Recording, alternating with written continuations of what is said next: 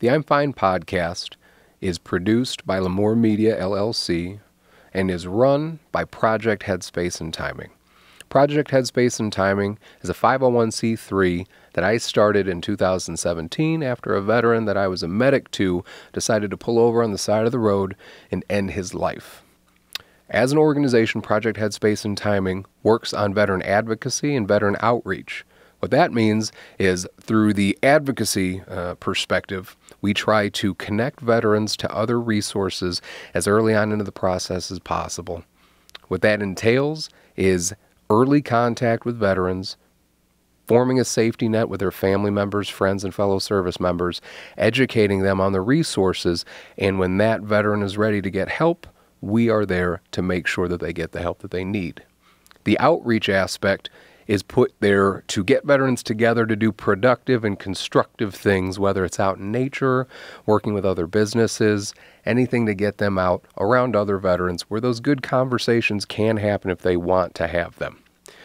If you are interested in finding out more information about our organization, please visit projectheadspaceandtiming.org, our Facebook page, Project Headspace and Timing, or our Instagram, which is Project Headspace and Timing.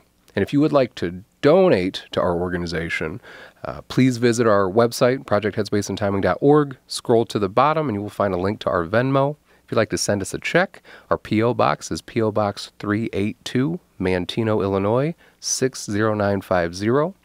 And if you'd like to sponsor or have any other questions, feel free to reach out to me at Eric P. as in Paul, at projectheadspaceandtiming.org. Thank you. Welcome to episode 5, the I'm Fine podcast, where today we're going to talk about suicide in the civilian setting. It's a very hard topic to discuss, but luckily we have enlisted the help of one of our friends, Kathi Myers from the Samuel R. Myers Foundation, who will be here with us in a little bit. We initially thought about tackling both veteran suicide and civilian suicide together, but after we started looking into everything, we kind of thought that they both deserve their own episodes. So this one will just be about civilian suicide, some of the warning signs that go into it, suicide across civilizations, and then again talking with Kathi Myers. So thank you very much for tuning in.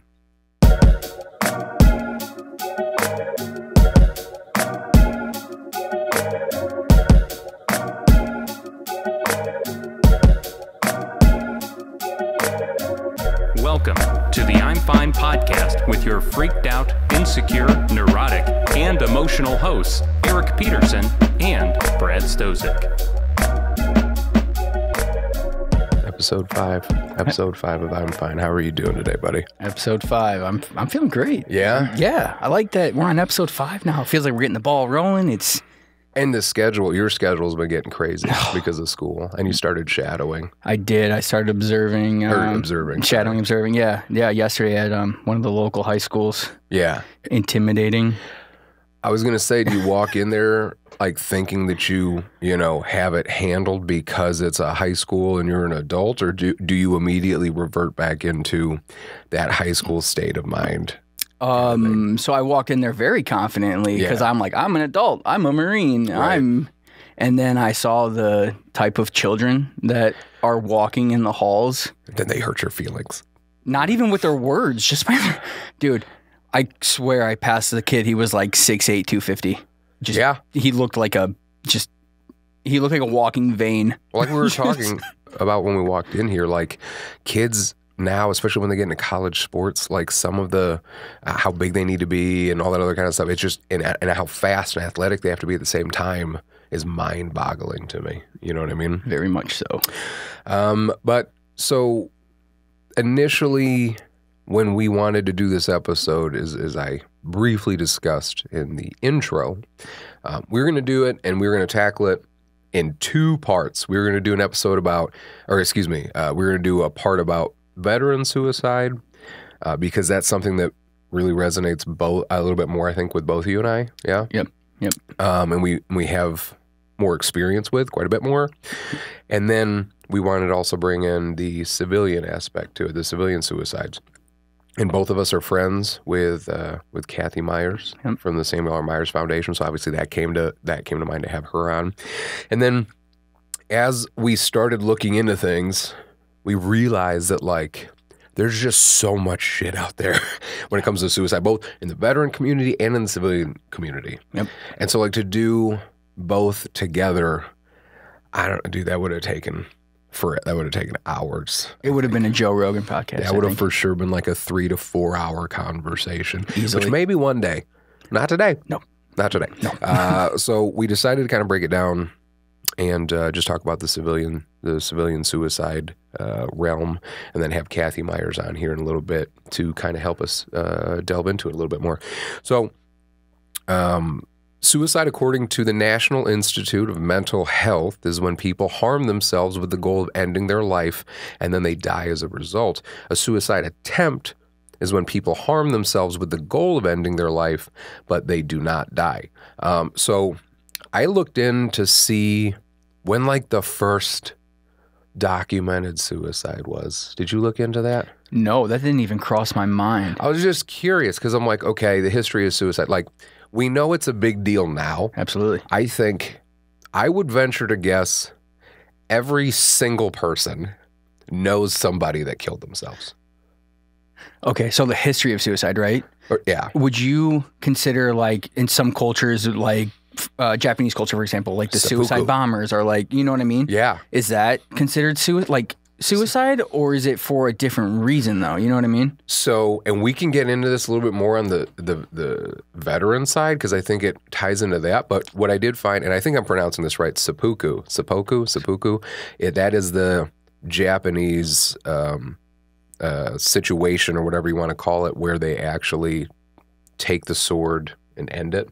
Yeah. And like do that. Yep. The kamikaze pilots in World War II, and then in the Islamic world, technically suicide is against Islamic law, but when you call it like religious martyrdom or whatever terminology, then it's like okay. But still, by definition, I mean it's, you know, they're called suicide bombers. So I definitely think that that's part of it too. Because my other question with that too, before I get into the what I found historically, was just how the way suicide has been regarded is looked at has changed a lot through history. Like right now, it's different because it seems like we're hearing about it more and more and more, and we're focusing more on mental health, and that's a good thing. And there's this, in my opinion, this like deep, dark despair type of depression that surrounds suicide, that encapsulates suicide and everybody around it. When someone kills themselves, everybody around that person is affected, and it's looked at like that. But at some points in history, it was kind of like, you know, whatever. It wasn't a big deal. Yeah. And it was just kind of like, it was accepted. It may not necessarily have been,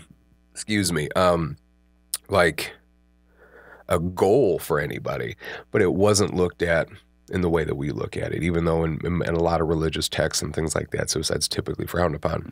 So what I found was one of the earliest texts documenting suicide was around 440 BCE. It was a play by Sophocles where a legendary warrior, Ajax, became enraged after not being given a set of armor crafted by the gods, which was actually given to Odysseus. And this reportedly drove him mad, and then after coming to his senses, he was filled with so much grief, which we talked about last episode, what's up, that he actually committed suicide with the sword given to him by the Prince of Troy. So suicide has been happening for like ever, and we're hearing a lot about it now, but I think it's also important to put things into context. And so like, you know, I looked up when the earliest documented suicide was, and I found that. And then I looked up suicide rates by country. Sure. Because I was kind of curious about that too. And I was a little surprised because, again, you come at it, and I forget what the term is, but it's like how if you buy a blue Honda Civic, when you go out, you'll just see blue Honda Civics. Yes. You know what I mean? Yes. So it's like, is it because I've been affected by suicide, you've been affected by suicide, that we see so much of it now? I just assume that, America's the worst. We're the worst in suicide. We have to be, because I hear about it all the time. Yeah. So actually, according to worldpopulationreview.com, We're not the worst. We're not even in the top 10. Really? Not even in the top 10.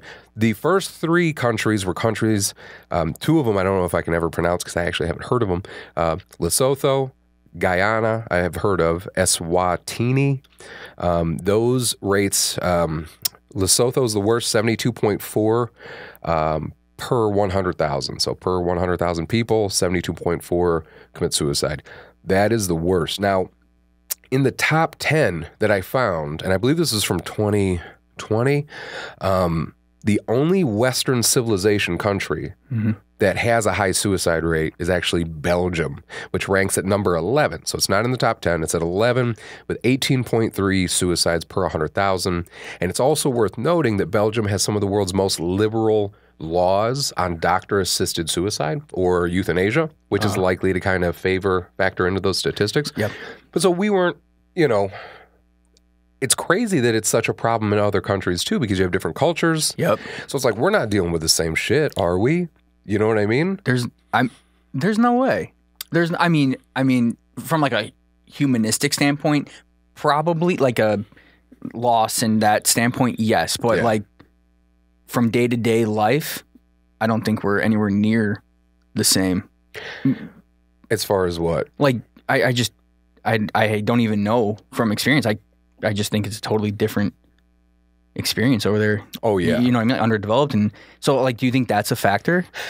It is. I do think it's a factor. One of the things that I found, too, when I was reading into some things is that the suicide rate in a lot of areas is among the elderly. And the reason why it's among the elderly is because they don't want to be a burden. Okay. Like that. So they go that route. And then there's, countries where euthanasia is legal or legal-ish, where people can make the decision to end their life and then go see a doctor. Where do you stand on that? On euthanasia? Yeah.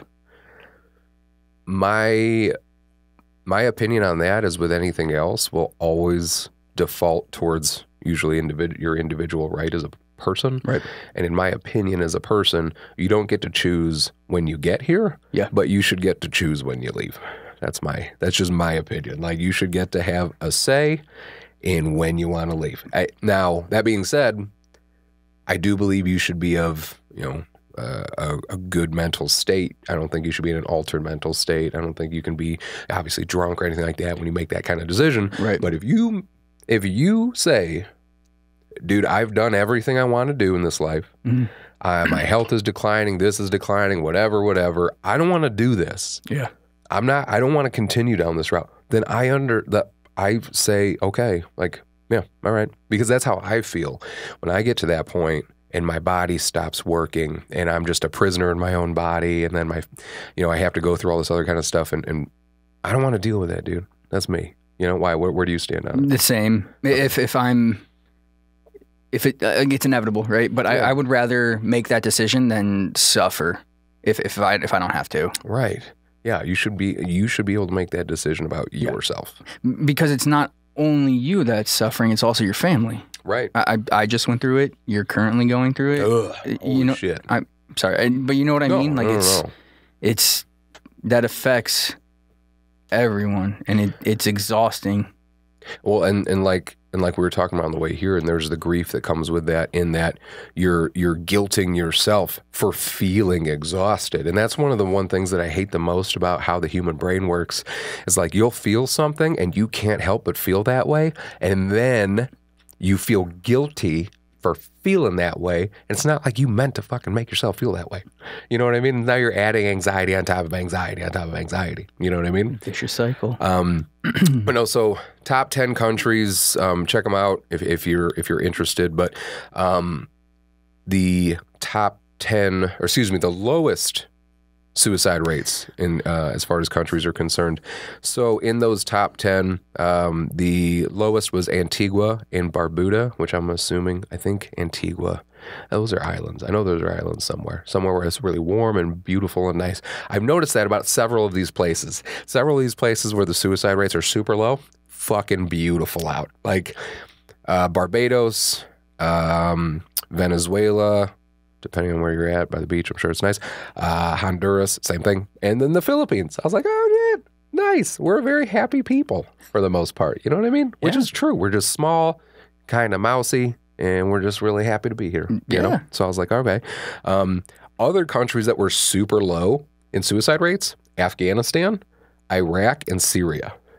Afghanistan, 4.1 suicides per 100,000, Iraq 3.6, and Syria 2.0, which I was just like, okay, there's a lot of variables here.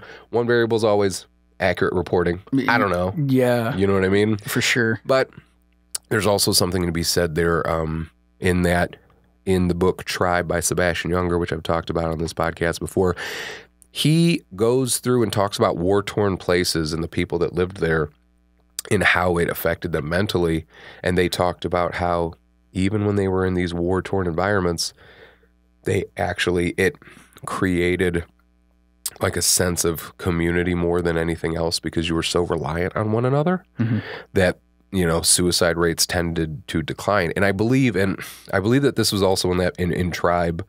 But I also believe that categorically speaking, like when countries go to war, yeah, casualties fucking skyrocket, right? But suicides, I believe, typically get a lot less in insanely stressful environments. Like, because I think your body kind of shifts thinking into what's important. And when you become more focused on survival specifically, I think you don't have time to think about that other kind of stuff. But I don't know.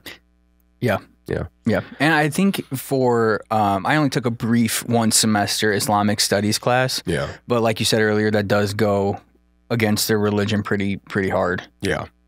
So I think that also plays a role into it. Oh yeah. Yeah, it absolutely does. And that is actually one of the protective factors for suicide. So I know we talked about, or you told me before we got here that there was that you saw some of the different warning signs. And one of the things I looked into were what are some things that help somebody to not commit suicide. So those are called protective factors. So some of those things, in addition to what Brad just said, cultural and religious beliefs that encourage connecting and help seeking, discourage suicidal behavior, or create a strong sense of purpose or self-esteem. That's one of the biggest protective factors. We also have limited access to lethal means. So if you don't have anything to kill yourself with, it's going to be pretty hard. That's why when you're in boot camp, if you threaten to kill yourself, they take away your shoelaces and your belt. They take away everything. Other protective factors, problem solving and coping skills, obviously, being that mental health, is so tied to suicide in so many different ways between depression and bipolar disorder, schizophrenia, any of these other things that are out there. Suicide can always is an outlier. That's kind of always an option. So if you have the ability to cope with whatever it is you're dealing with, obviously that's going to protect you against some suicidal ideations and things like that. So you said religion is a protector. Yep. Do you think there are people in this world who are like, I need to be with whatever God I believe in, and that's the only way I'll find happiness, so they choose to go that route? Yes. I mean, that's religious martyrdom, right? I guess so. When somebody believes that in doing so, it'll make them closer to their God. And that kind of thing, that's always terrified me because that's the type of thing that you can't argue with. And I don't say the word talk sense into. I don't use those words because guess what? I don't fucking know. I don't know what happens when we're done here.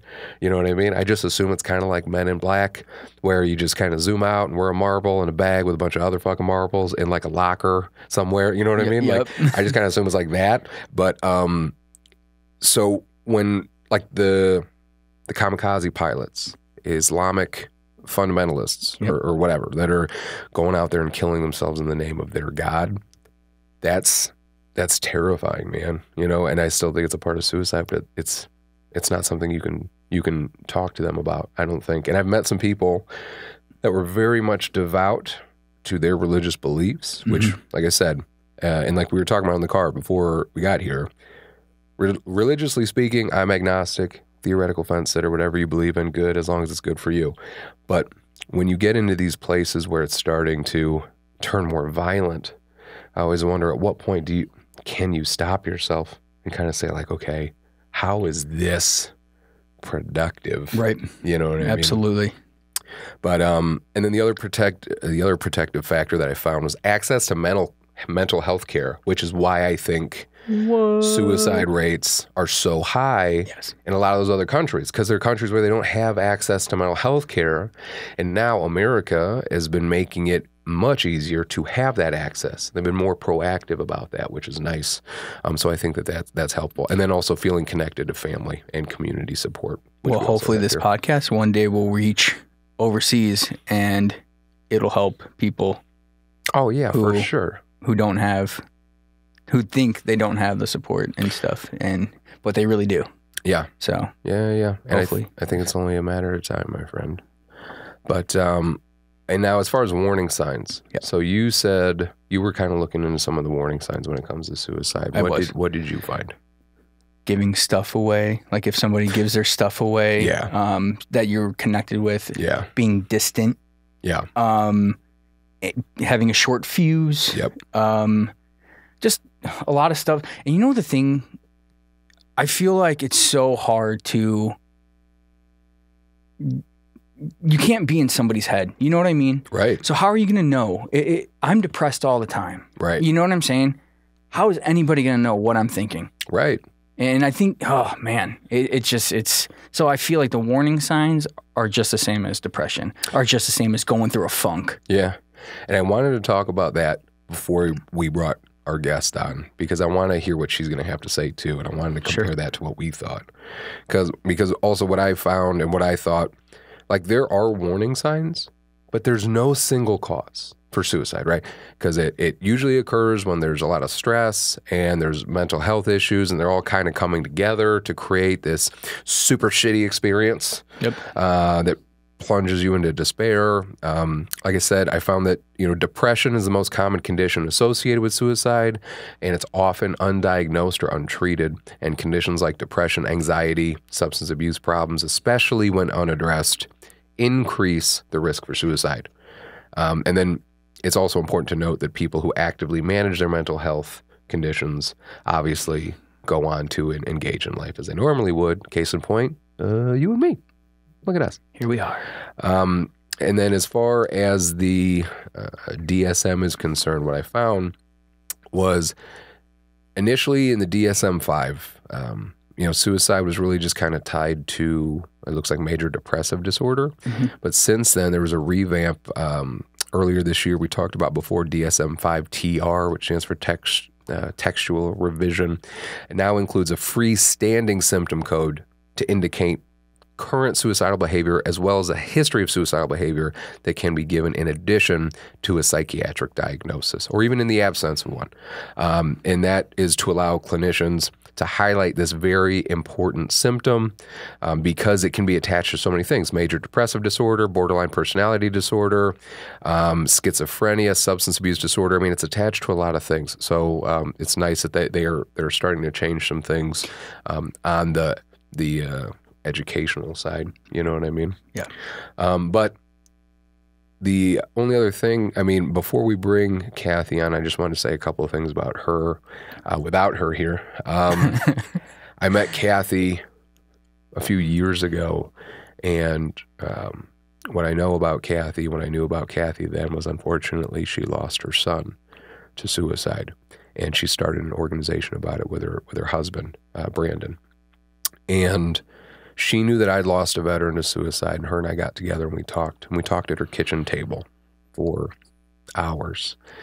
And obviously, the passion that I have is there. The passion that she has is there.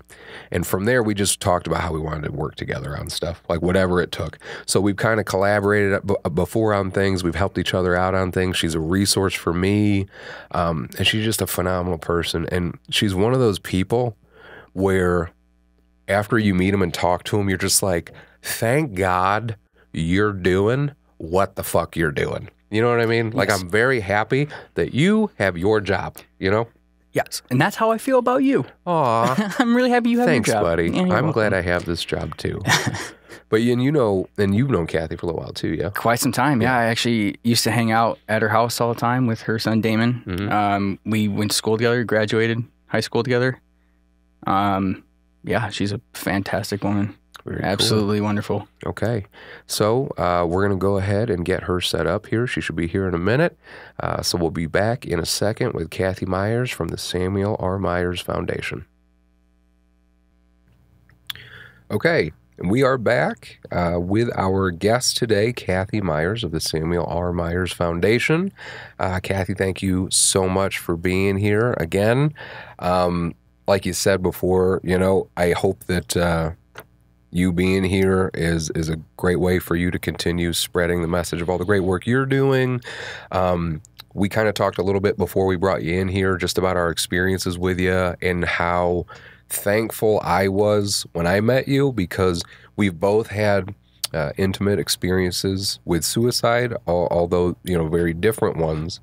And I was just so thankful when I met you that you're doing what you're doing. Well, thanks. I appreciate you guys so much for having me too, because I think that's the first step, is listening. So I could tell my story 1,000 times, but if nobody was listening, it wouldn't matter. So I appreciate what you guys do as well, and for having me out. Yeah, for sure. Well, because in mental health, before we get into anything else, like, people always talk about breaking the stigma, right? But it's like, what is that?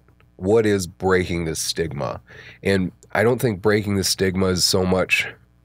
I don't know. And I'd be interested to hear both of your guys' opinions on this. But like, breaking the stigma is making it normal, is making sure that people don't feel judged, I think, and that they can just talk about what they're thinking, what they're feeling, what they're experiencing, free of judgment from their peers, so they can just freely discuss it. And like, mental health was kind of frowned upon for a while, sure, to be discussed that openly, and now we're seeing it kind of be the other way. And I know the Samuel R. Myers Foundation talks about breaking the stigma a lot.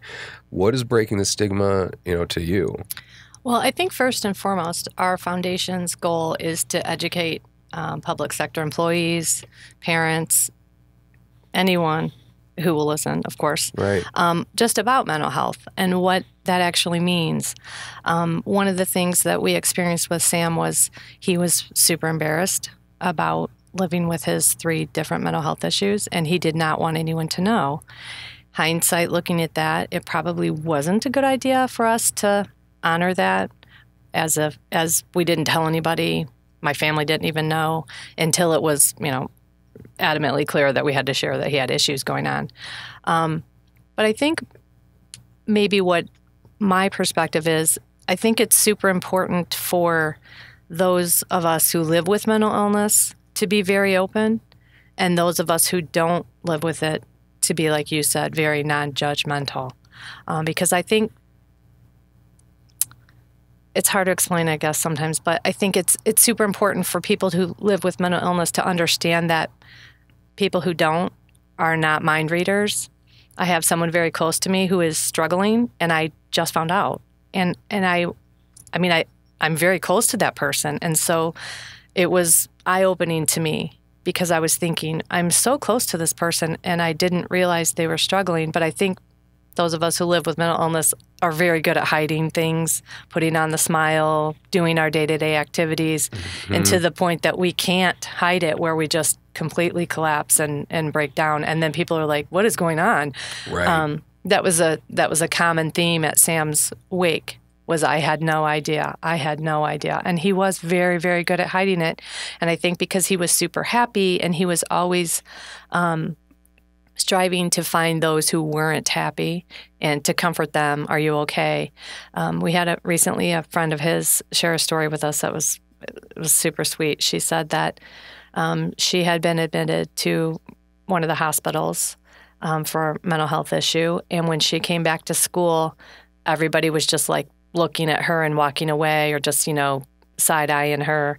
And she said that Sam came right up to her and hugged her and said, hey, how you doing? And she said at that time, I barely even knew Sam. Right. But he just wrapped his arm around her. He said, I heard that you were in the hospital. How are you doing? Are you okay? And yeah, but I think that's because he knew what it felt like to be hiding and not being open about who you really are. Have you heard that Robin Williams quote about that?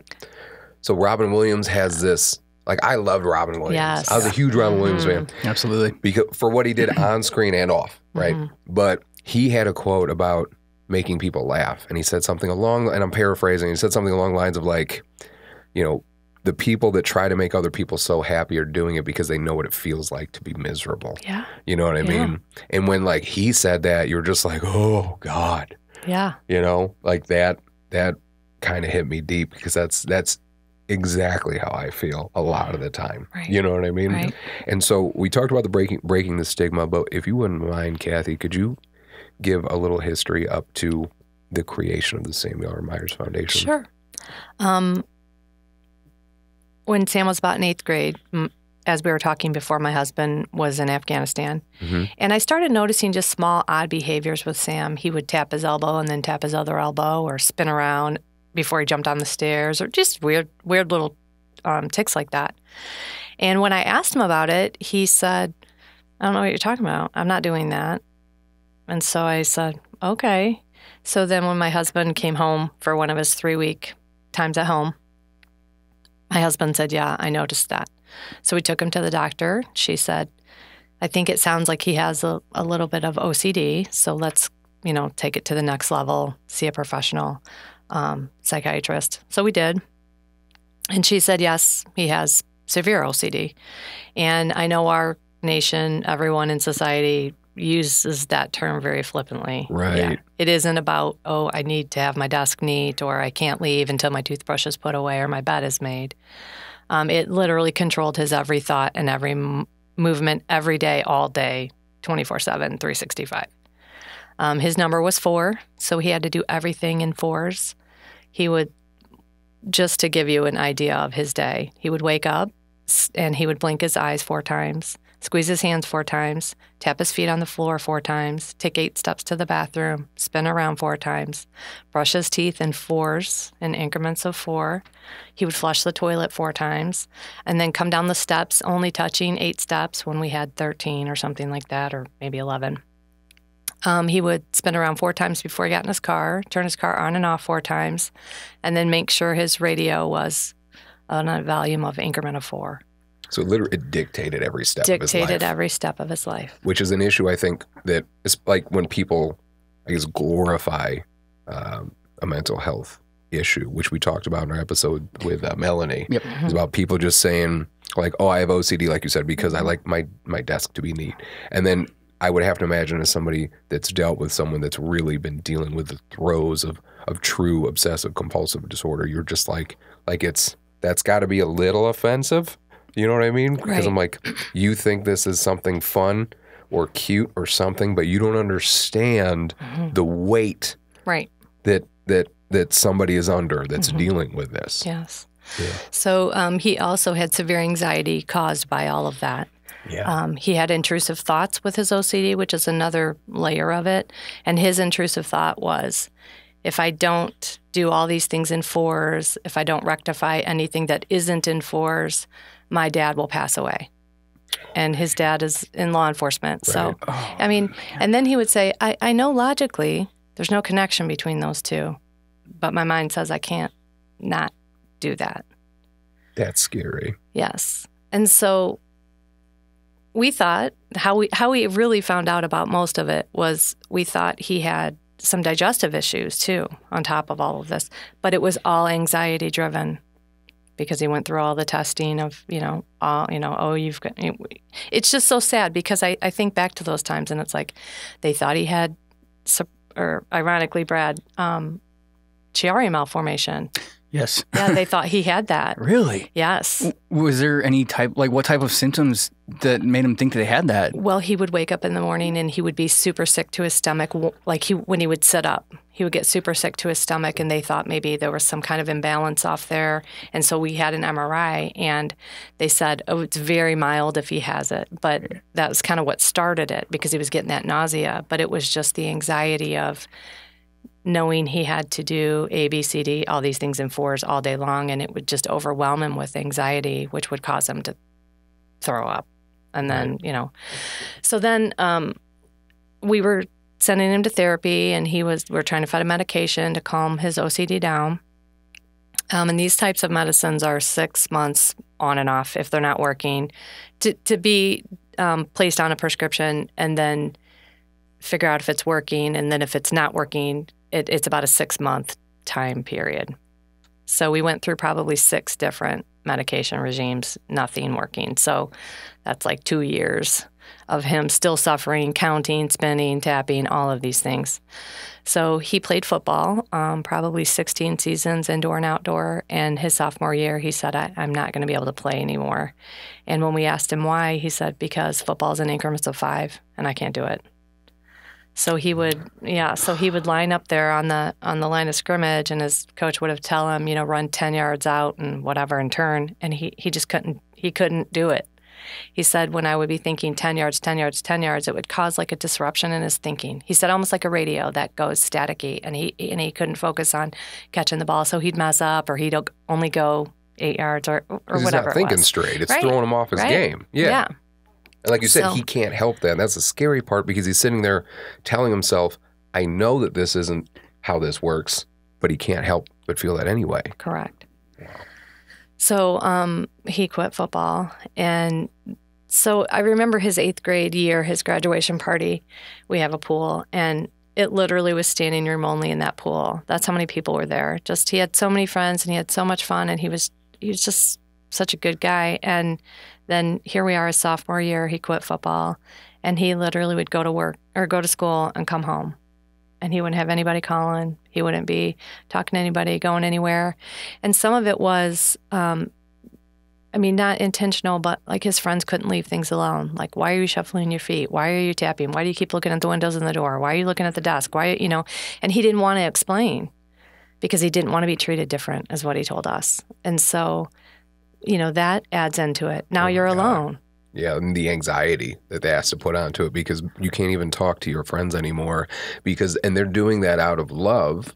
Or usually, I'm assuming, you know what I mean? Like, they're concerned. Right. They want to talk to you about it, but either you don't want to confront it, or you're so exhausted because you deal with it every day that you don't also want to talk about it in addition to dealing with it all the time. Right. Ugh.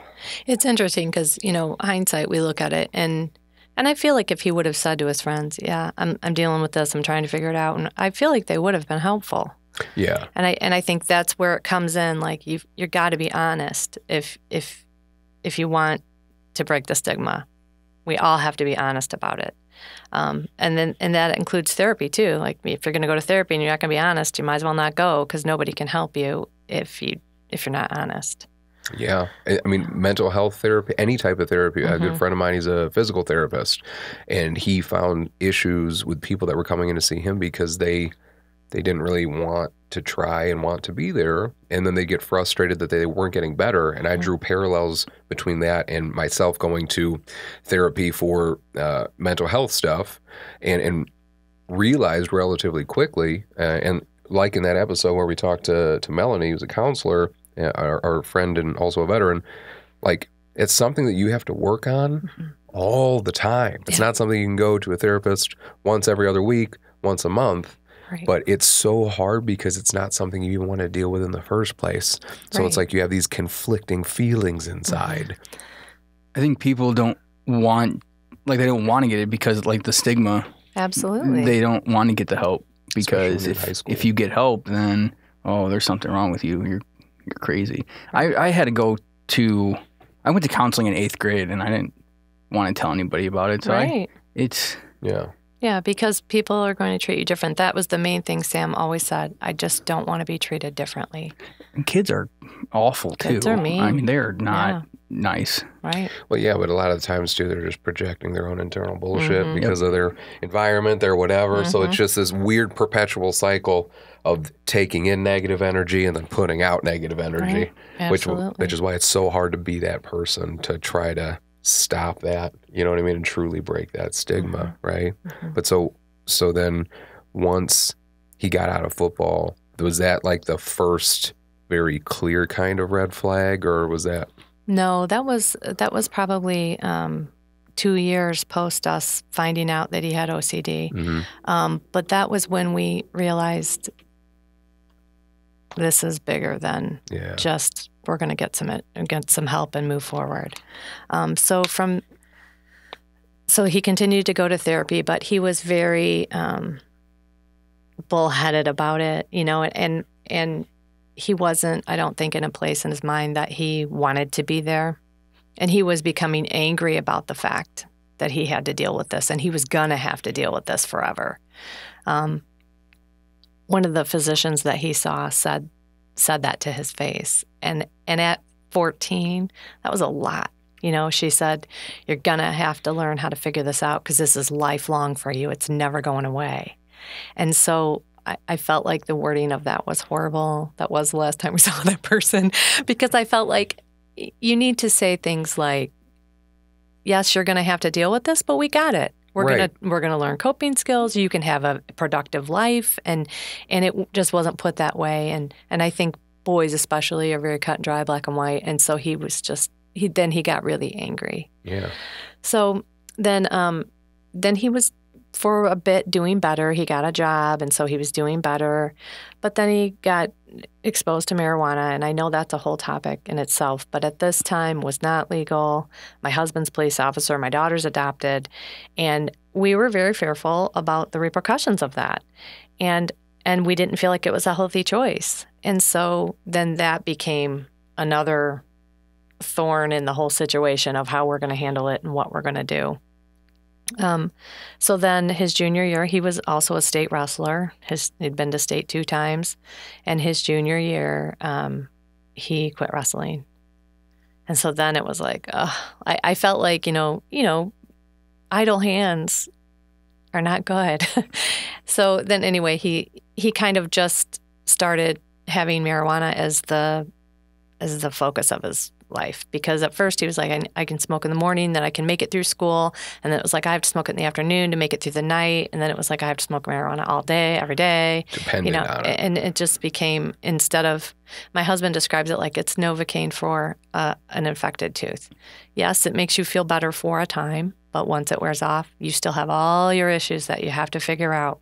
If not more, because you procrastinated. Well, You know what I mean? And not only that, but made choices that were not wise, because then he started getting in trouble with the law. They all knew if they pulled him over, they were going to get a pot ticket, and so then it became this vicious cycle. Yeah. So then his senior year, he got. We had a big altercation at our house, and he and my husband kind of got into a match. He punched my husband right in the face, which I was like, what is happening? This is not our family. We don't do this. And so we were just like, something's going to have to give here. And so he punched my husband in the face, and my husband, before I even blinked, had him on the ground in a headlock. And I mean, I just was like, what is happening? So my husband just said, you need to call the police. Yeah. So we called the police. They came, and we, in the struggle that my husband and Sam were having on the ground, some pills fell out of Sam's pocket, and we didn't know what they were because he wasn't on any medication at that time. And it ended up, they were prescription. I think it was Adderall. I don't really remember at this time. And the police were like, well, you have a little bit of a, what would I say, a bargaining tool here. You can say you're going to go to jail for the Adderall, or you can go to the hospital. And so he said, well, let us talk to him. The police officer said that. So he went down and talked to him, and Sam agreed to go to the hospital. And so Sam went, and then he stayed 10 days at the hospital, and they diagnosed him as bipolar as well as OCD and severe anxiety. So, and we knew that at that time, we knew there was something more than OCD, because he just was out of character sometimes. I mean, he'd be perfectly fine, and the next day he'd be really, really mad. And it was tough because we didn't know, is he doing more than pot, or is this some more mental health issues? So after that, we had to have a meeting with the school. He's a senior now, and it's in February, I think. Had to have a meeting with the school for him to be able to go back to school. And I remember at that meeting looking at all these teachers' faces and light bulbs just going off. Like, this is why he acted that way, and this is why he acted that way. And that was when I said to myself, we made the wrong choice not speaking up, because I felt like he had created this persona of himself. I mean, he was a really great kid. Right. But all these choices and decisions he had made at school and acting out and getting in trouble with the police and all this, now they had a reason why this kid that they knew all through grade school and high school all of a sudden was not acting the way he used to. So that was when my husband and I said we really should have been open about it at that time. But I also feel like, hindsight obviously is 2020. It's so easy after especially any sort of traumatic experience. I feel like it's human nature to look back on it and be like, oh, I should have just done A, B, C, and D. And it's like, yeah, okay. And I feel like it's natural, at least for me. I always look for, and I feel like a lot of people look for like those definitive lines in the sand where it's like, okay, when this happens, then that means this. Like, if I see my child do this, then I know I need to do this. But that's not how it works. We just live in this giant expanse of gray where we're trying to collect all the information we can and make the best decision based on that information. And then after the fact, obviously, we get more information, at which time we say, oh, then I should have done this, which is so unfair to do to yourself. Yes. To just create that additional guilt. Everyone does it, though. I agree. I mean, I did it when I had my medical issues and I went to a hospital and everyone's like, well, you should have gone to a different hospital. Yeah. Oh, yeah. Well, thanks. Well, yeah, Good no, talk. Appreciate it. I got that. Thank you. Yeah. Well, yeah. But anyway, sorry. So No, I just, no problem. I can't imagine just navigating through that, because I just feel like you're just looking for something to grab a hold of. You're trying to find those definitive lines in the sand, but at the time they don't really exist, because how are you supposed to see that when you're not only dealing with everything that you're dealing with, but also all of the things that you haven't mentioned that are a part of this story, like your everyday life, everything else that you're dealing with at the same time, careers, personal stuff, whatever. It's like, it's so hard to pick up on those things in the moment. But so, like you were saying, so that was a senior year, right? So the high school is very gracious, and they said, you turn in your core work, Sam, and we'll be all good. If you need to do half days, you can do that. If you need to do full days, if you need to come in the afternoon instead of the morning. And I appreciated that, because I did want to get him graduated from high school at least.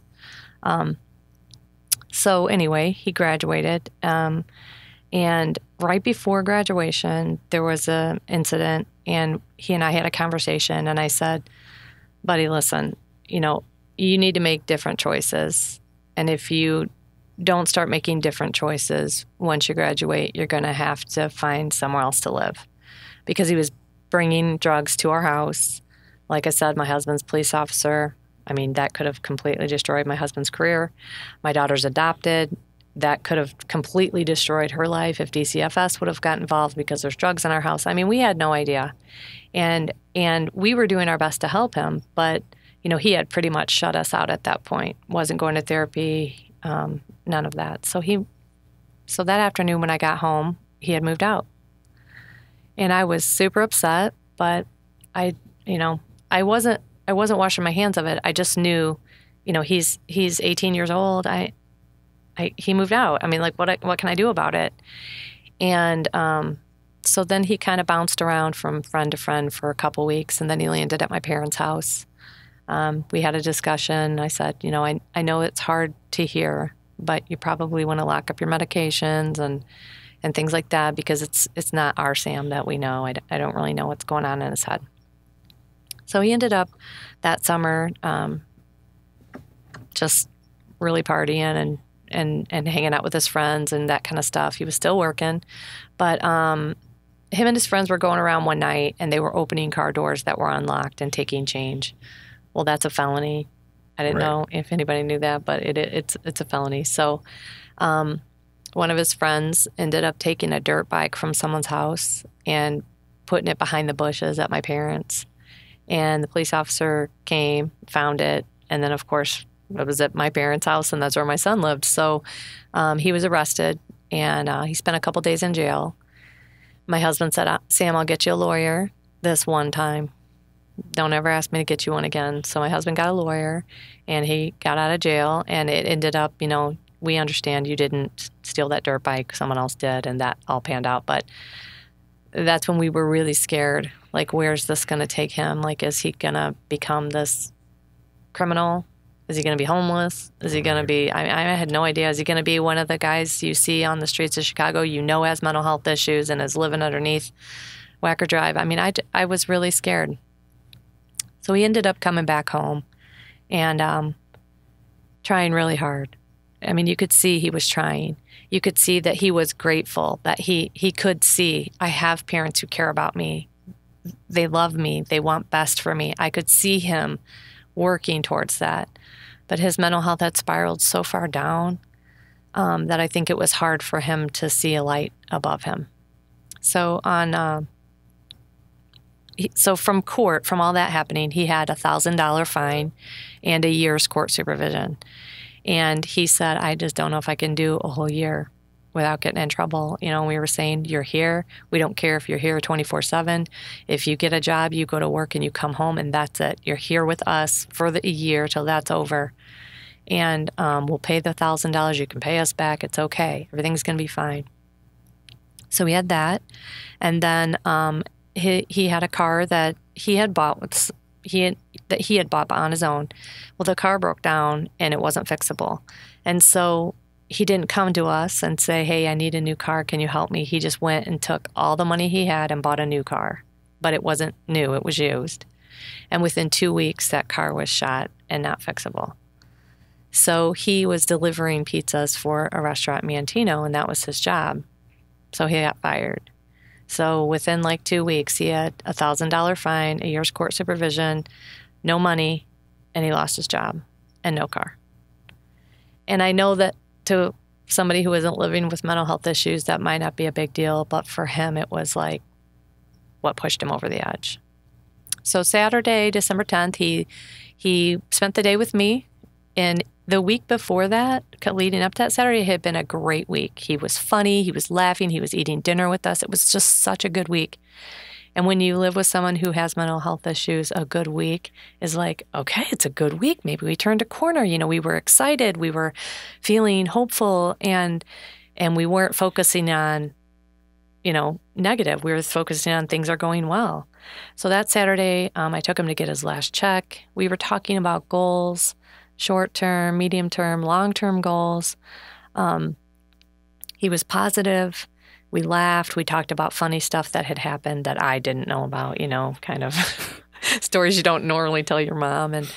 And so then about 4:00, he said he was going to go hang out with some friends. And I said, okay, make good choices. It's what I always said to my boys. And he left.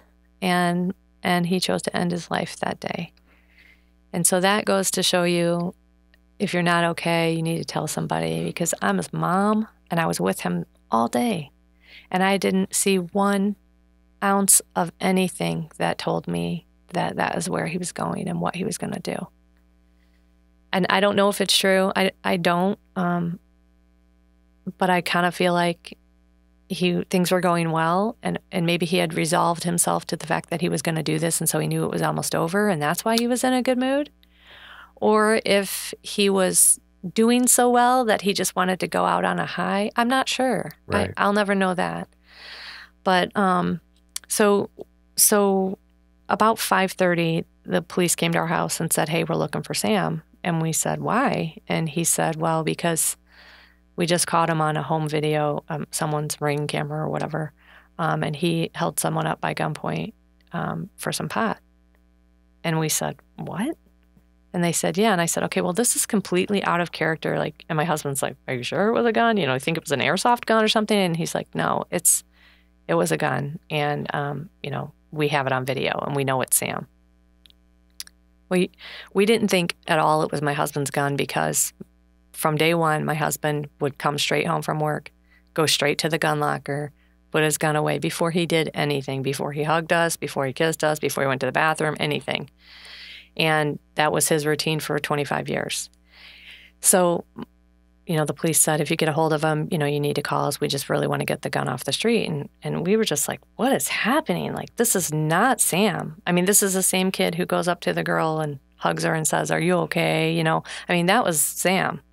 So my husband ran downstairs to see the gun locker. I ran upstairs just to go to his room to see, I don't know if I could figure out where he was at or where he was doing or whatever.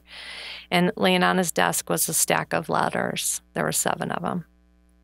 So I opened the first one and it said Mom, and I just closed it because I thought, I can't do this. This isn't happening. Mm-mm. So I came downstairs, and as I came downstairs, my husband was coming upstairs, and he said, "It's my gun." And I said, "What?" Because the keys to that gun locker in the basement were locked in another safe in our room that we didn't think anybody even knew about. It was under my husband's side of the bed, up by his head, so there's no way anybody could get to him without him waking up. And I said, "What is happening?" So my husband ran to see where that safe was, and that safe was actually gone. It was just a small safe.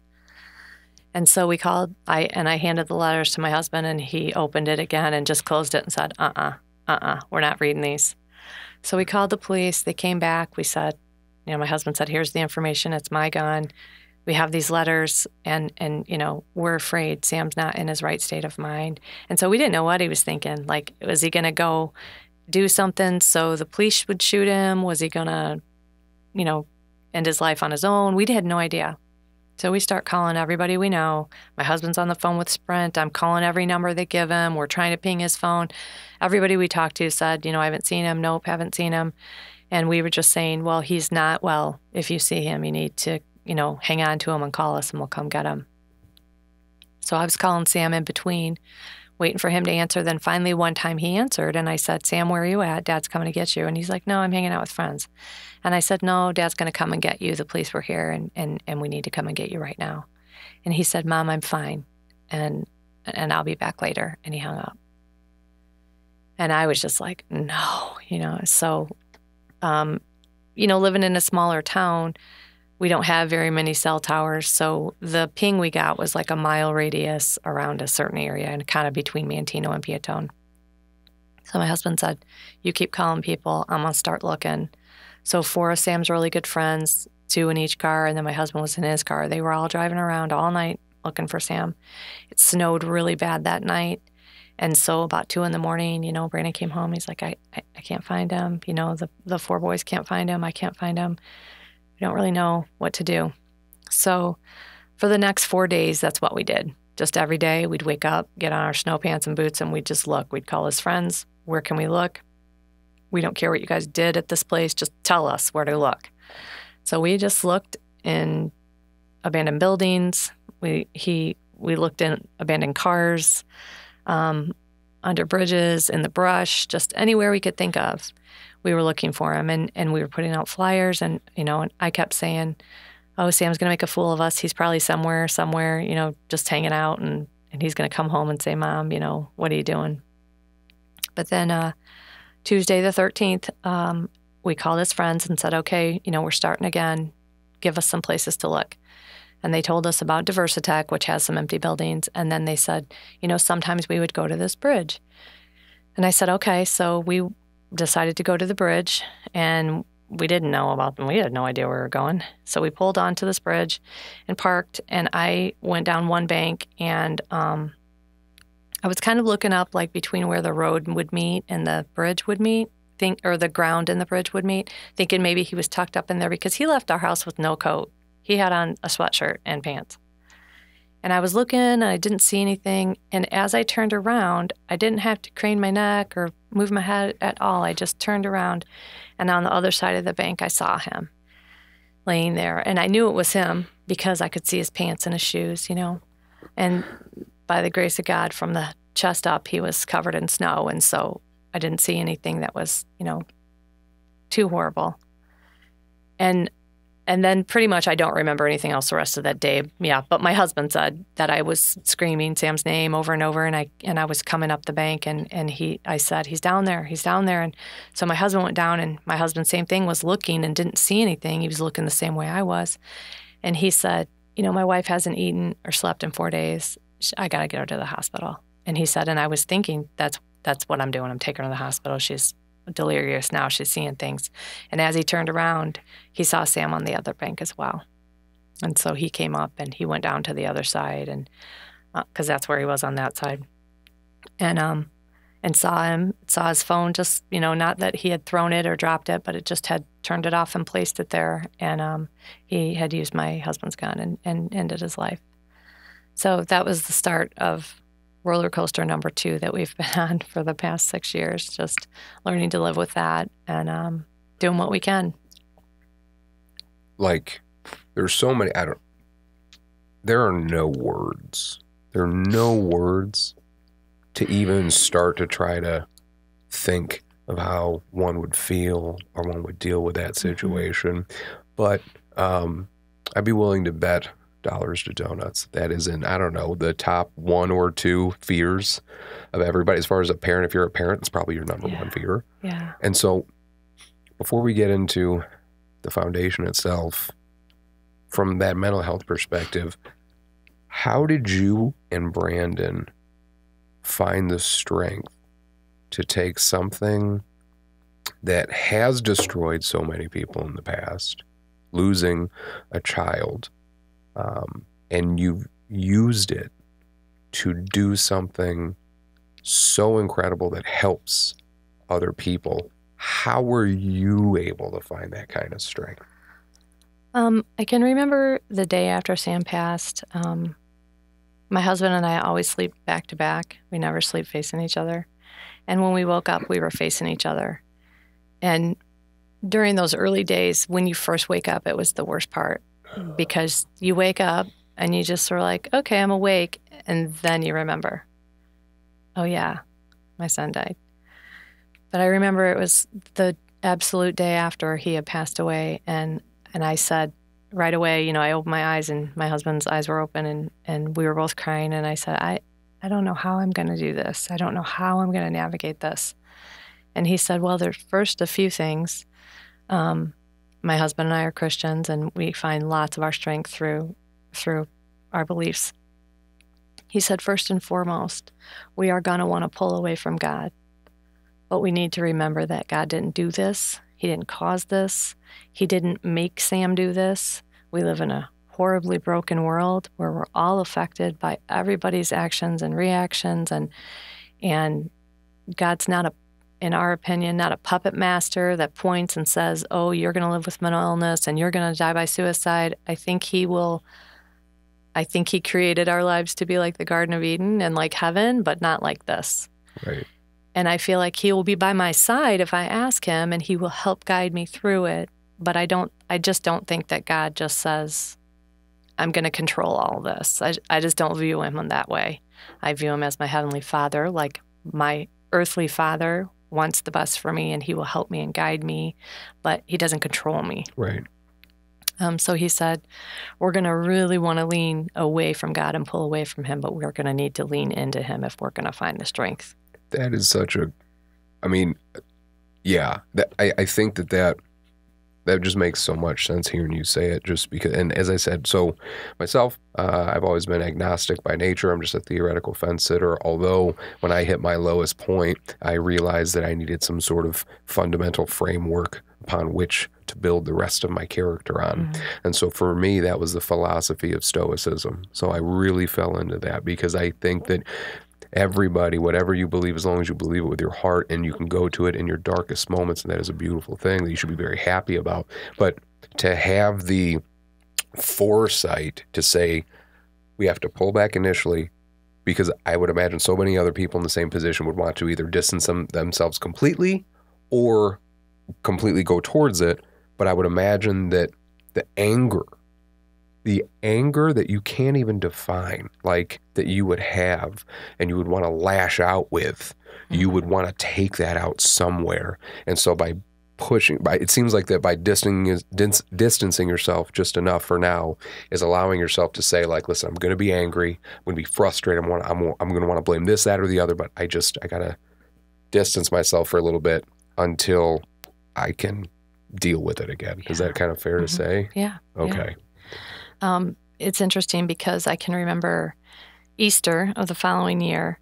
I was at church and, we're singing all these praise songs, and I would just sit with my head down, because I did want to be close to God, but I was, like you said, so angry.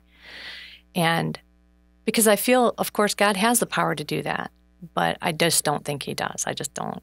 But I was sitting there with my head down, and I said on Easter morning, when we're celebrating Christ, right, after being on the cross, I said, you have no idea what I'm going through.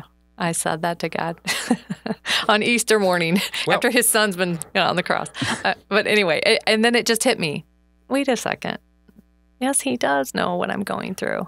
Right. And that was a turning point for me and my anger. Because I was very angry. The other thing my husband said that morning was, we're going to have to show people a lot of grace, because suicide's a hard thing. People aren't going to know what to say. They're going to say things that they don't mean when they're just trying to come up with words to comfort you. Like you said, there are no words. Besides, I'm sorry and I'm here for you. There's nothing you can say or do that's going to make me feel better. It's just incredible that your husband just knew all this stuff. Like he just, because yes, there's no perfect way to handle it. There's no good way. You know what I mean? You're just doing your best. You're treading water until you can find some land to stand on. And like, I feel like in the grief process, and we talked about this in the last episode, but there's the 5 stages of grief. And I think that some people just think that, okay, you're going to start here, then you go here, here, here, and then you end on acceptance. And really, the analogy we used is just you take a bunch of cooked spaghetti noodles and you just throw them at the table. And you're like, that's what grief is. Because you're bouncing between all these different feelings and you can't control it. And there's no, like sometimes you'll know that you're getting into one. A lot of the times you don't. And you're just doing your best. And then on top of all these feelings that you're having that you can't help comes the second stage of guilt that you are now having on yourself for feeling those things, which is adding additional anxiety, and you're just mounding this stuff on top of each other. And the one thing that I've found on my side is just when you having somebody that can be the strong person is so crucial, but it's also so crucial that that person isn't the only person that's a strong person. And I don't think it's ever the case. It's usually bouncing around. Like I'm having a moment, I need my wife to be strong. And then my wife's having a moment, needs me to be strong, because it's just, that's so difficult. But it's just so, I don't even know what the right word would be. It's just, I think it was so beneficial that he knew these things as you were going through them to at least cushion some of this blow, right? Yeah. We're really lucky too, in a sense. My parents lost their first daughter when she was 2.5. And so my parents were very proactive in saying, it's going to be rough. You guys are going to want to blame somebody, and it's usually going to be your spouse, and you're going to need to let each other be mad and let each other be sad, and you're going to have to navigate through it as long as you know that you're holding each other's hand and you're going to make it to the other side. So I think it's 80% of marriages don't make it in the loss of a child. Yeah, that's gigantic. Yeah. I could be wrong, but I'm pretty sure it's way more than 50%. But what you just said, too, is just also, I think the most important thing in any sort of grief situation is just being as upfront and honest with other people as possible. It's like we talked about before, my mom's going through hospice right now, and a lot of people have talked to me about losing their mother, and they've said, it's going to be the worst. It's going to be the worst experience. You're going to get through it, but it's more difficult than anything you could ever imagine. And for anybody to kind of tell you that, where at least you can sort of see what's coming, and your mind is already kind of starting to set it. Okay, well, I know it's this. Human beings are incredibly resilient as far as civilizations are concerned and history is concerned, but it doesn't take away, it doesn't make it any easier to deal with. But now you're not going to get as blindsided. Right. You know what I mean? Because something that blindsides you in a situation like that, when you're feeling that vulnerable, is enough to add to that 80%. Right. I feel like. You know Absolutely. what I mean? Yeah. So shortly after his funeral, and maybe a month after he passed away, I said to my husband, we have to do something. I have to do something with this ball of that's in my lap.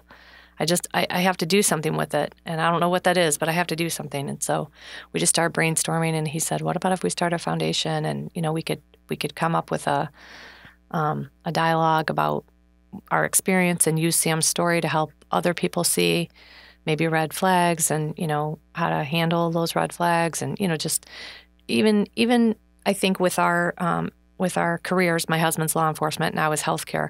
Both of those things have just an emotional callus that kind of develops over time when you're like, oh, here we go again. It's the same kid. It's the same patient. It's the same, you kind of get that callus to them where you just don't really care anymore. You're not sympathetic to that person anymore. And he said, maybe we can help people with that as well, in law enforcement and teaching and all of those things.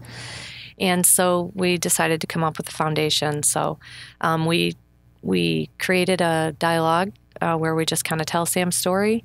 And the goal of it is that we let people know it's okay if you're not okay. We try to educate people that mental health isn't something that somebody chooses and that they just, I'm just going to choose to have this and live my life this way. It's a health condition. Your brain's an organ, and if it's not working properly, it's not working properly. And then also how, if you are living with mental illness, how it's your responsibility to understand it, make healthy choices, and do what you can to, learn how to live with those issues. And then, we've done other things, like we got a bill passed. It's called Sam's Bill, where law enforcement has to have 8 hours of training every 3 years in mental health, which they didn't have before at all. They would get it some at the, what do they call that? The police. The academy. The academy. Yeah. Thank you. And that was it. And then you got your whole career, and things have changed, I believe, since 25 years ago when my husband started in law enforcement. And then we've held a couple youth mental health first aid trainings, which I think are super helpful. I think it was 2018, maybe 2019, we did all of the teachers from 8th grade to kindergarten in the Bradley school districts. And so if you can get that training, and that was eye-opening to me, because it made me realize, like you said, going back to the guilt of it, so many things I didn't know.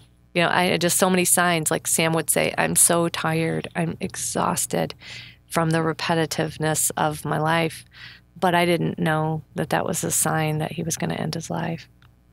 I would say knowledge is power, and it's always a cliche saying until you find yourself in situations like this where you're like, oh, I understand. And to try to share that message with other people, especially people that may never have dealt with anybody with any sort of mental health issues or anything like that, it can be such an obstacle to overcome. But you guys have managed to not only affect change legislatively, but also within the community, at all the schools and everything like that. Mm-hmm. So in doing that, which is just incredible, I mean, when it comes to sharing the story, like I said, there's 0 words, right?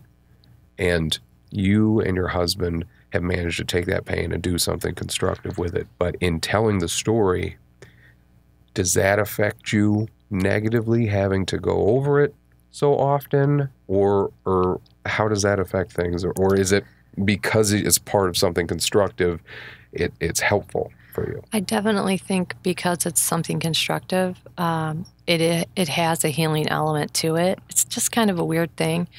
Not trying to make this a church sermon, but one of the verses that really helped me says that God will come alongside you and help you through your hard times, so you will come alongside the next and help them. And that really has helped me to always know, you know what, I have a platform. Someone has come and asked me to speak about Sam's story, and there's someone who's going to be there who needs to hear it. And so I'll do it. And some days I have no problem getting up and do it. We just spoke at the roundtable, the mental health roundtable with Rhonda Showers, and I cried. And that was the first time I've cried at one of our events in a long time. I think it was because one of the girls in the audience knew Sam and told a story that I'd never heard before, so it got me choked up. Yeah. But there is definitely a healing element to it.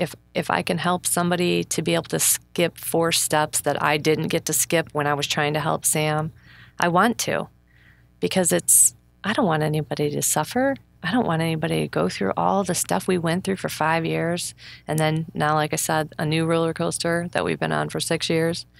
But I think too, grief, it comes in waves, and for anybody out there who needs to hear it, I promise you they come farther apart as time goes on. You don't ever get over it, but you can kind of see it coming. Oh, yeah, here comes an anniversary. Here comes a birthday. Here comes Christmas. You can kind of prepare. I know I'm going to need to take a couple days to get through this week or whatever. Like the first week of December, Sam's birthday is December 1st. And so usually my husband and I go away for that weekend just because it's hard because you have, like you were talking about this earlier, there's so many elements to it. So my husband and I have Sam's death, but then we have our children who are still alive who are dealing with Sam's death. And then we have our parents who are dealing with Sam's death. And then we have our family. And then we have friends. And then we have a community. And then we have, the ripple just goes on and on. I read an article once that talked about suicide. One suicide affects 10,000 people. And at first I was like, no way.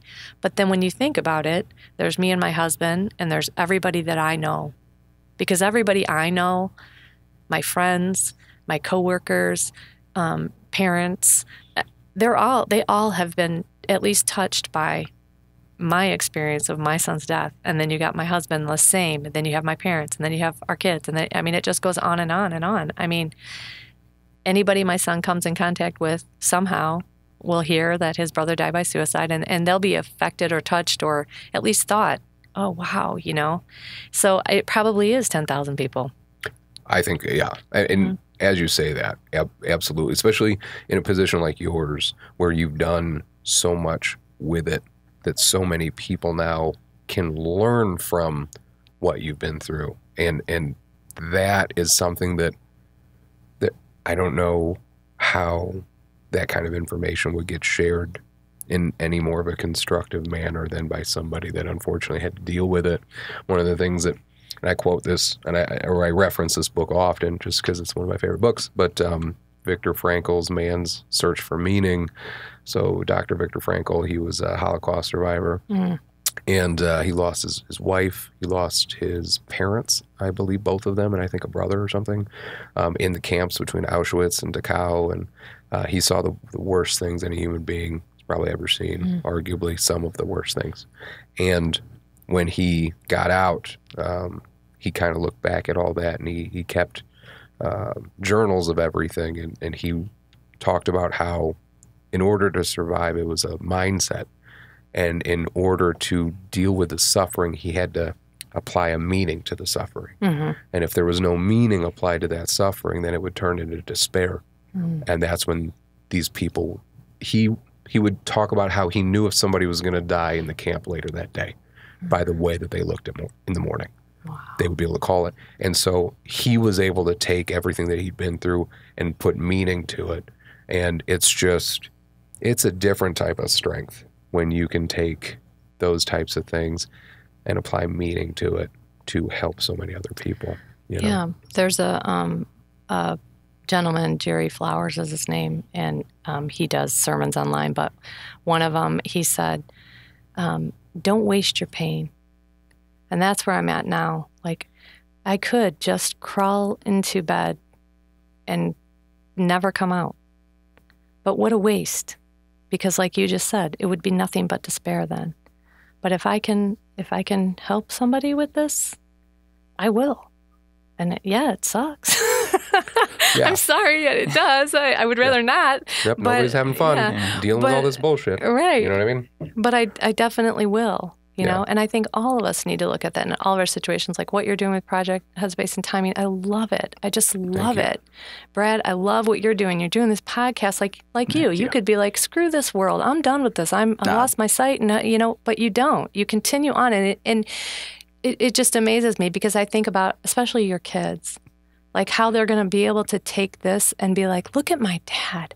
Wow.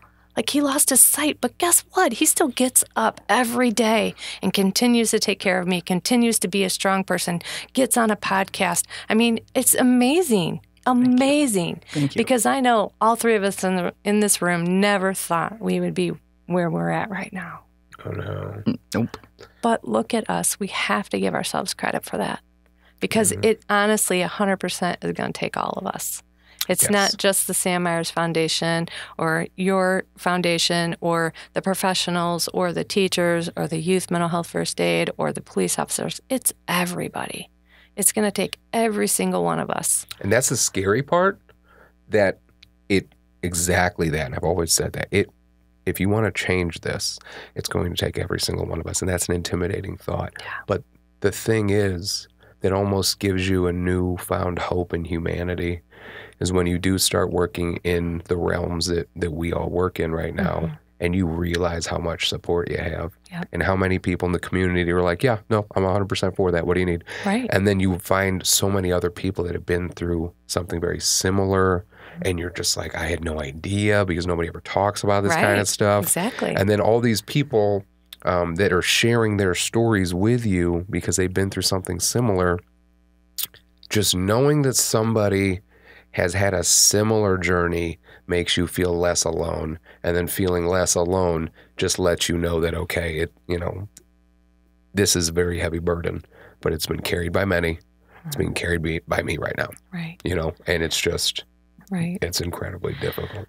After Sam passed in January of 2017, I did kind of a support group, little, it wasn't really a Bible study, but it's called Grief Share. And it's just about, learning how to handle your grief and how to deal with your grief. And I remember feeling like the poor people at my table, they were probably like, oh, no. Because all I would do was cry the whole time. I mean, it had been a month. But I mean, just every single thing I read, I would cry. If they tried to call on me and ask, I would cry. I mean, that's all I did. And at the end of it, I said, I want to apologize to everybody at this table. Like, all I did was cry this whole time. And then this woman said to me, no. I said, but I learned so much from you. Like, I look at you and I see it's been, I think it was like 15 years since this lady's daughter had died. And I said, you give me hope that I'm going to make it. And she said, well, don't think you didn't teach anybody anything, because I see you and I see how far I've come. And I was just like, wow, okay. Yeah. So, I mean, to think that even in your grief and sorrow, you're not teaching somebody something, you really are, And the other thing too is, I just never think it's fair to have to apologize for crying either. Yeah. You know what I mean? I was just about to do that. Yeah. No, it's all right. We've cried on this podcast a few times. Yeah. Two episodes in a row, man. But it's just, when you're crying for something like that, I don't know why, so many emotions are welcomed in our culture. But if you're crying, it's immediately accompanied by guilt and shame and embarrassment. And you're uncomfortable, what I mean? Yeah. And it's like, I've had people cry to me about a lot of things, and it's never bothered me, because that's how you feel right now. If that's how you feel and you're comfortable to share that with me, then great. That must mean I'm an okay friend, because you're okay enough feeling vulnerable in front of me. Right. You know what I mean? Right. But like you said, being able to teach so many people by the pain that you're dealing with is just a completely different animal that a lot of people don't understand. So in addition to what you've done on the legislative level, can you talk about some of the other things that your foundation's actively doing? Because I see you guys all the time speaking somewhere, like whether it be a school, mental health roundtable, all that kind of stuff. Well, of course, I always thank everybody for inviting us, because like I said earlier, if nobody invited us, our story would mean nothing. It wouldn't get out there, and people, if there wasn't someone to listen to our story, then it wouldn't be helpful. So we appreciate when people invite us out. So like I said, we just have a little bit of a dialogue where we just tell Sam's story and about all of his mental health issues, our journey in that, and then our journey through his suicide.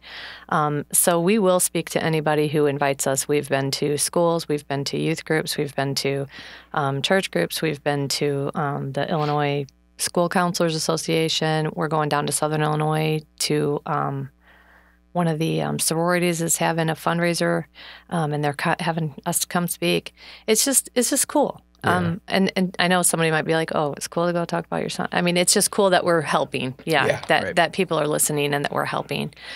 We always hand out T-shirts every year in September, which this year I got 2. I actually meant to bring 2 tonight, but I forgot. Sorry. But we were very blessed with a huge donation this year. Huge for us. We're a very small foundation, but we were able to hand out 1,200 shirts this year for free. Nice. And it's cool. And the reason we do the T-shirts, sometimes people don't understand, it's because we want people to see others wearing that. And it might just give someone an ounce of hope. Oh, there are people who care.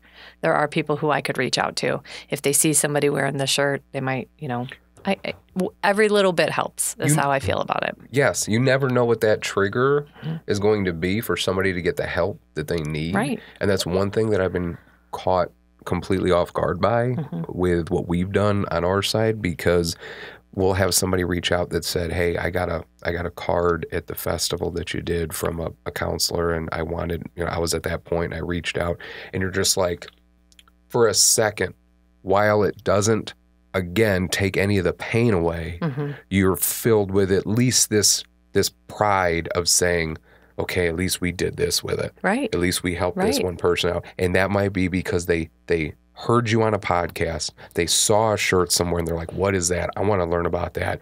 You have no idea. And you can't force anyone to consume information. No. But if you put the information out there, you just hope that they'll find it when they need it, and they'll be able to pull that out. So it totally makes sense with the shirts. Right. So that is so cool. For sure. Do you guys have any other events coming up soon? We have the one in Sylvan, Illinois, Carbondale. We have that coming up. And also in Piatone, let me see if I can grab the information really quick. At Piatone Christian Church, we are speaking at night. And maybe I'll send that information to you, and you can put it up on your, I want to say it's the 24th, but I'm not 100% sure. So yeah, I think it's, let me see. I don't know what it is. No, that's okay. I mean, you can give me the information. Okay. We can put it out there too. But before I get to kind of wrapping this up, I also wanted to ask you about, you've talked about all of the things that, what you've seen, your experience throughout all this. If somebody's out there, first off, what would you say the warning signs are? Because I know we've talked about them. I know it's super vague. I know it really could be anything, and you might know and you might not. But what warning signs do you openly try to make sure that you're educating the public on? I think change in behavior. But again, when you're talking about adolescence, it could just be adolescent behavior. Yeah. But I think it's just wise to be ears open, eyes open. A new set of friends. That was one for Sam that we completely missed. I'm tired. I don't want to live this way. Giving things away, important things that are important to that person, and they are giving them to other people. I think it's important to remember, too, like we were saying earlier, that it's going to take us all. Anybody can say, you look like you're having a hard time. Anybody can say that. And if that person reaches out to you, you don't have to be scared, like, well, what am I going to do? What am I going to say? I can't fix them. I don't know what to do. Anybody can say, well, let me have your hand, and let's go find somebody that can help you. And I always talk about that being the bridge. We can all be the bridge from someone who needs help to someone who can give it. Any of us can do that. What's crazy is it takes that, just what you said, just somebody taking your hand and saying, like, listen, maybe I understand what you're going through, maybe I don't, but I love you. I'm here. Yep. And so we'll figure this out. I'll bring you somewhere. Yep. And like, when again, coming back real quick to how it takes everybody, there was a time where I stopped by your house because we've done things together, our organizations and stuff. And I remember, I came over to your house to pick something up or something, and we were just kind of, shooting the breeze for a little bit. And I was expressing some of my frustration because I've been working with one veteran to get him some help for so long, and immediately you were able to draw the parallels from what you do with your organization. You were like, no, I totally get it. Like, we had to deal with an issue similar. And then from the organizational standpoint, it's so nice to work with other organizations because it's nice to hear, like, okay, again, I'm not alone. Like, other people are having the struggle. It's tough, but I'm glad that there's other people that understand what I'm dealing with. Yeah. And then the last thing I was going to ask you was, as far as if you think somebody in your life is having suicidal ideations, is thinking about it, or you notice any of those signs, what do you recommend? Because I have to imagine it's not like the old school intervention style, get everybody, surround them and start yelling things aggressively and saying, what's wrong with you? What's wrong with you? Like, what do you recommend somebody do if they're worried about somebody else? Well, first of all, I'm not a professional. I'm only someone who has this experience. If somebody said to me, I'm thinking of ending my life, first and foremost, I would not leave that person alone. Even if they say, I'm fine, I just wouldn't. I somehow, some way, I would somehow stay with them or get somebody to stay with them that I felt could handle the situation. I would encourage them to get help. But there's, of course, the suicide hotline number. There's 741-741. There's now 988. Those are all places you could call to get help. But first, like I said, I wouldn't leave the person, and I would just maybe call to get some help while I stayed with them and talked to them. But then again, we can't force anybody to get help. So I think that is important to acknowledge too. Even as hard as we try, there will still be suicides. So we have to keep that in mind, that we can do what we can do, but that's all we can. We control what we can control. That's right. Yeah, absolutely. Yep. Well, and Brad, did you have any other questions about anything? Don't make me cry, Brad. I'll try not to. He was going to make you cry because he told me about a time that he heard you yell at your son once, and he said that's the only time I've ever heard her yell ever. I'm and sorry. that was before we even started. And I said, that's the only time? She's only yelled at her kid one time? That I've heard. And it wasn't even like yelling. It wasn't even yelling. You were getting ready. It was in your old house on Elm Street. And we were getting ready to have an open house. Yes. And you spilled pop all over the carpet. Not I me. remember it. Not me. Okay, Damon. Thank Story you. changed. Thank you. You can be honest, and if it was Brad, you can say it was Brad. I don't know who it was. I'm sorry, Brad. Oh, it was And definitely Damon. It was I remember definitely I Damon. said, just get in the car. I'm taking you guys home. Get in the car. Yep. I remember it was Damon because you yelled. But yes, but that's the only time that. Let's just say this. I've known Brad for a really long time. Really long maybe time. that was 20 years ago. Mm-hmm. So. It's probably more 20 than years that. ago. But it made an impression. I'm sorry, Brad. No, a good Negative one. impression. Okay. No, good one. My mom still yells at me. My mom threw scissors at me when I was a little kid. She denies it to this day. She moved a couch in front of it's still on the wall, the dent. I'm like, it's still there. She's like, nope, never happened. I'm like, okay, then I guess. You know what I mean? Like, she just refuses. So, and when my wife and I got married, the only advice that that my mother gave my wife, she wrote down on a card at their bridal shower, was hit him. It's all that my mom wrote. And she wasn't wrong. I mean, I'm not saying that she was ever wrong. But yeah, so like yelling at your kid once, I'm like, that's awesome. That's not bad at all. Well, I'll admit it's been more than once. But I'm surprised you remember that. So. That's awesome. no, I remember it because I did try not to be a yeller. But I was very upset that day. I do remember Understandably so. Yeah. Now I've moved and now I get it. Yeah. I Hey, understand. we sold that kids. house. And we sold that house, so it worked out. Now, and if anybody out there wants to get a hold of you, wants to talk to you, is curious about having you and Brandon come speak, anything like that, what are the best ways to get a hold of you? Well, of course, our Facebook page, Sam Myers Foundation. We also have a phone number, 815-671-2058. You can text us or call us. You can also email us, and our email address is on the foundation page. Very cool. Okay. Well, Brad, do you have any other questions? I don't have any. Kathy, did you have anything else that you wanted No, to I share? just wanted to say thank you so much. For sure. Thank you. Yeah. Thank Please. you for coming. Always make sure that you're keeping us updated with anything that you guys have coming out so we can make sure that we're always sharing it. Usually we end every podcast with like we call it ending on a high note, just sharing a story that's incredibly positive and uplifting, but I didn't think we needed to do one for this one because the whole podcast has essentially been that.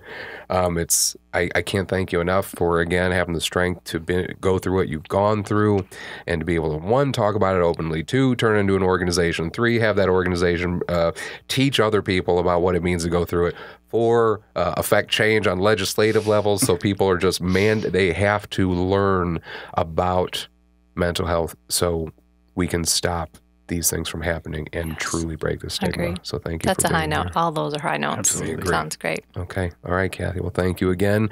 Thank you, anyone who is out there listening to us. A special message, as always, to my mom, because I know she's still listening to this podcast. I love you, and keep being strong.